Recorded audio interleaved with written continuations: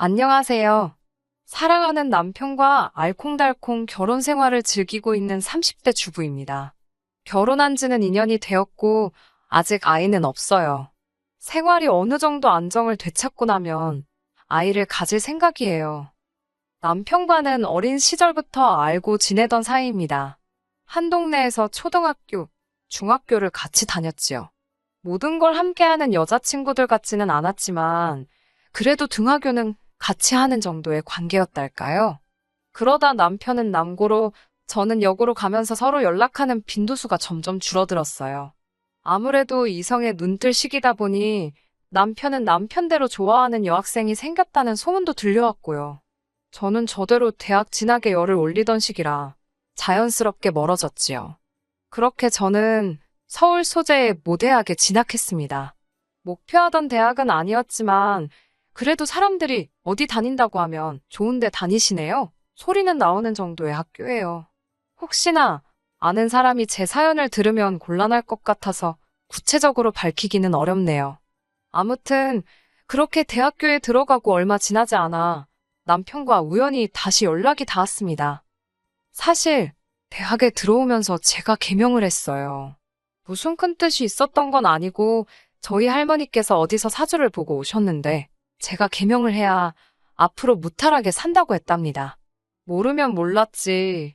그런 소리를 듣고 나니 여간 찜찜할 수가 없더라고요. 그리고 개명 전 이름이 좀 촌스럽기도 했어요. 아무튼 이런저런 이유들로 개명을 했고 개명을 한 이후로는 제 나름대로 새로운 시작이라는 기분하에 이메일 주소도 바꾸고 그랬습니다.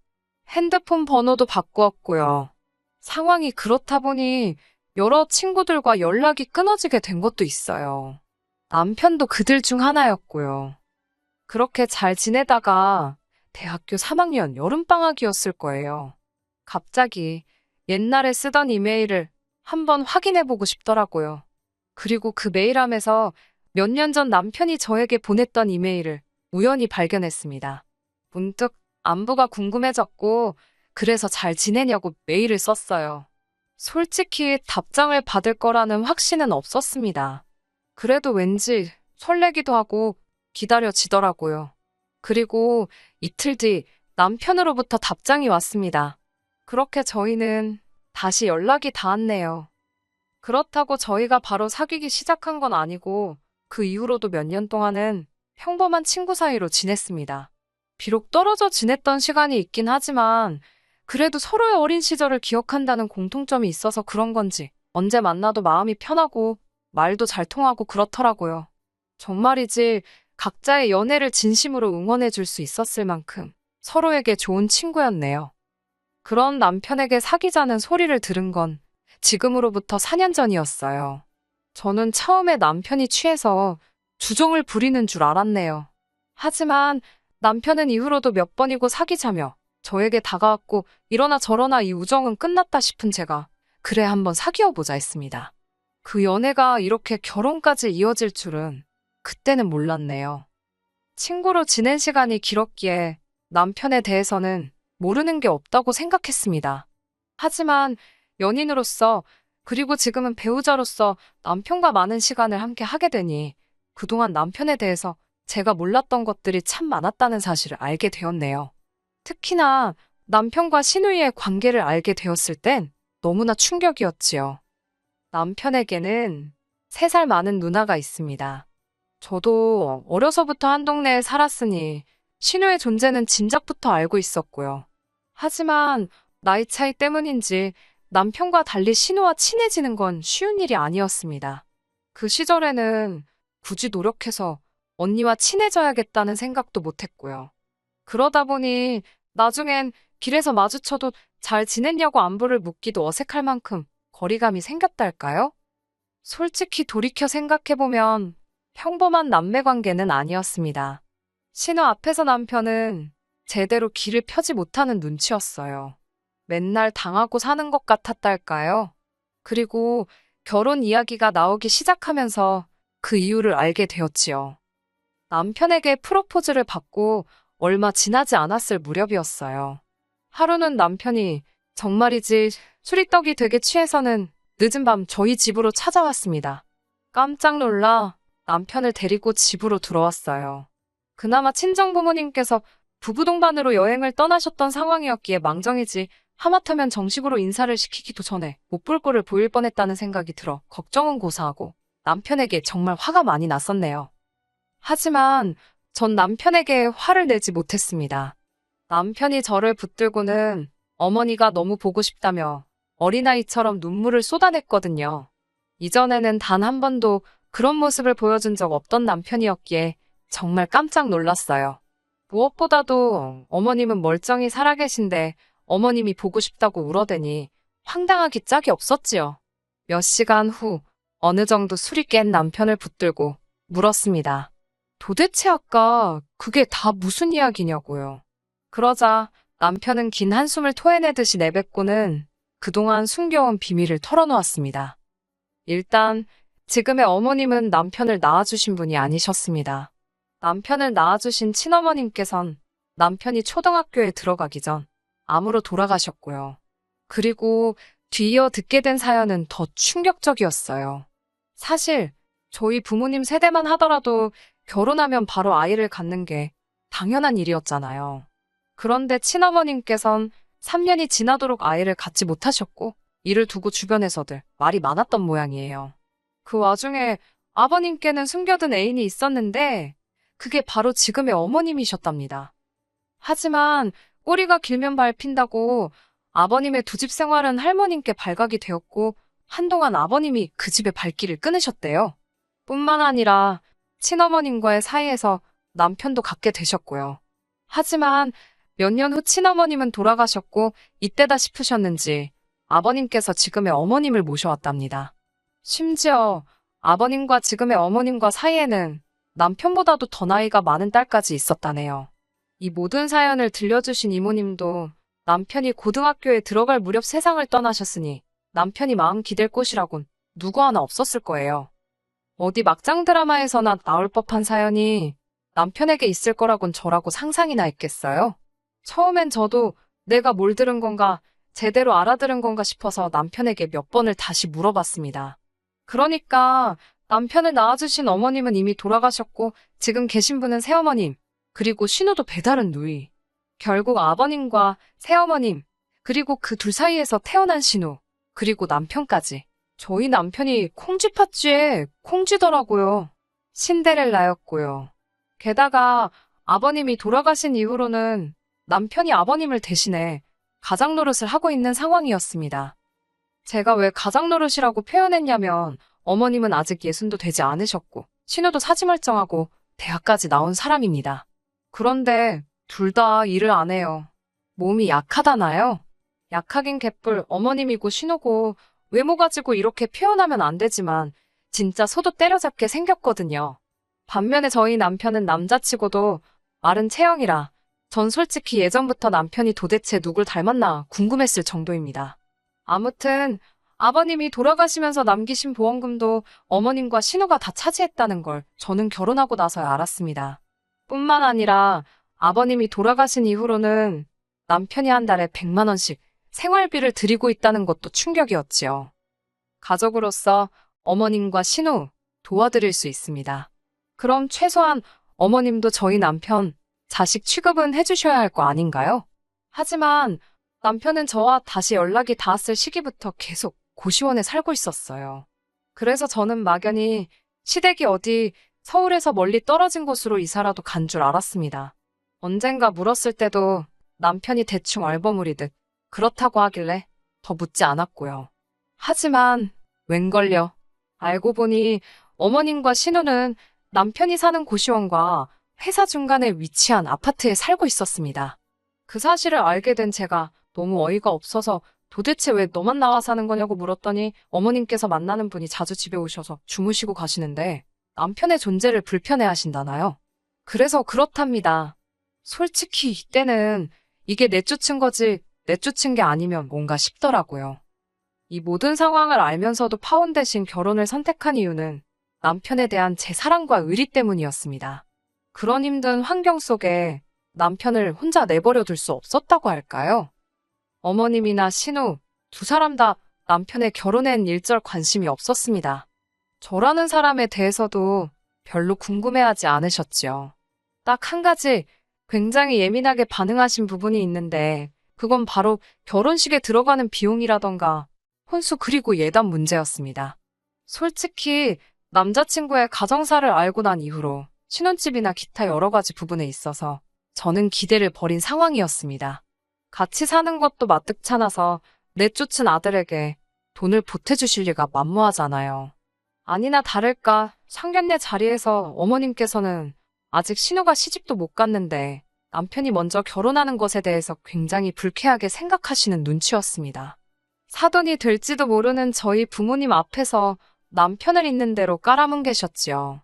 예의도 모르고 매너도 없다면서 지 애미랑 누나 다 버리고 얼마나 결혼이 하고 싶으면 저러는지 모르겠다며 한껏 빈정대셨어요. 다행히 저희 친정부모님은 이미 남편의 가정사를 알고 계셨고 무엇보다 오랫동안 남편을 지켜보셨잖아요. 남편이 어떤 사람인지는 어머님의 말씀보다는 당신들이 아는 그 모습을 믿어주셨어요.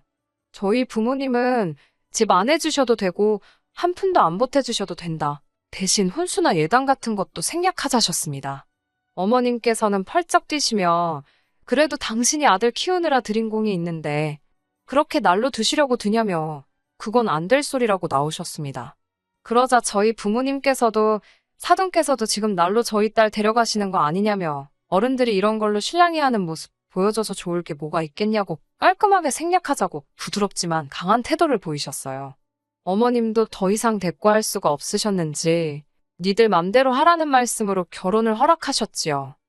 저희는 친정 가까이 신혼집을 얻었고 이후로 저희 둘만의 보금자리를 만들어 나갔습니다. 어머님께선 여전히 돈을 요구해 오셨고 남편은 매번 제 눈치를 살피며 생활비를 보내드리는 상황이었지요. 솔직히 전 괜찮다고 신경 쓰지 말고 보내드리라는 말을 해주진 못했습니다. 바보같이 아들 취급도 안 해주는데 뭐가 그렇게 아쉬워서 돈을 보내드리냐고 뜯어 말리기도 여러 번이었지요. 하지만 남편은 그때마다 그래도 자기에게는 어머니시라며 상황이 되는 한 잘해드리고 싶답니다. 본인이 그렇게 말하는데 제가 더 이상 무슨 말을 할 수 있겠어요? 괜히 중간에서 이간질하는 며느리란 오해나 받겠다 싶어서 더는 말하지 않았습니다. 그렇게 1년쯤 지났을 무렵 어머님께서 물가가 많이 올랐다며 돈을 더 보내달라고 연락을 해오셨습니다. 말이 나와서 말이지만 어머님은 참 연락이 없으셨어요. 오로지 월말이나 월초에 생활비 보내라는 연락을 한번 해오셨고 신우 생일이니까 모브랜드 화장품 사오라고도 한번 연락이 왔었네요. 게다가 남편이 맹장이 터져서 병원에 입원했을 때도 죽는 병도 아닌데 유난 떨지 말라는 말이 전부였습니다. 친정 어머니는 그나마 시집살이는 없지 않냐며 좋게 생각하라 하셨지만 남편 입장에서 생각해보면 얼마나 서운할까 저 속이 말이 아니겠구나 싶더라고요. 이 밖에도 그동안 있었던 크고 작은 일들을 전부 다 나열할 수는 없지만 보는 사람이 더 민망할 만큼 어머님께선 저희 남편을 배려 없이 대하셨습니다. 그래도 부모 자식 간의 일이다 생각하고 최대한 관여하지 않으려고 했어요. 솔직한 말로 제가 모르는 속사정이 또 있을지 모르잖아요. 그렇게 1년 넘는 시간을 참으며 옆에서 지켜만 보던 제가 결국 폭발하게 된 건 어머님의 선을 넘는 도를 지나친 요구 때문이었습니다. 어머님께서 재혼을 하신다며 연락을 해오셨습니다. 신우는 딸이라서 그런지 자기 엄마만 행복하다면 아무래도 좋다는 식이었습니다.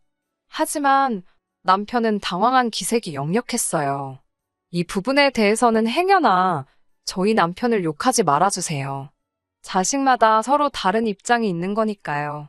만약 저에게 이런 일이 일어난다면 저도 솔직히 제가 신우처럼 그래 엄마 좋을 대로 해라고 쿨하게 보내드릴 수 있을지 아니면 남편처럼 서운한 감정이 들지 모르겠네요. 아무튼 어찌됐건 어머님이 그런 선택을 내리셨다 하니 저희로서 더 할 말은 없었습니다. 하지만 저희를 정말 당황하게 한 건 그 뒤에 이어진 어머님의 요구사항이었어요. 어머님께선 당신은 식도 제대로 올리지 못하고 이 집에 들어와서는 자기 배로 낳은 자식도 아닌 남편을 키우느라 좋은 세월 다 보냈다며 그에 대한 보상을 해달라 하셨습니다.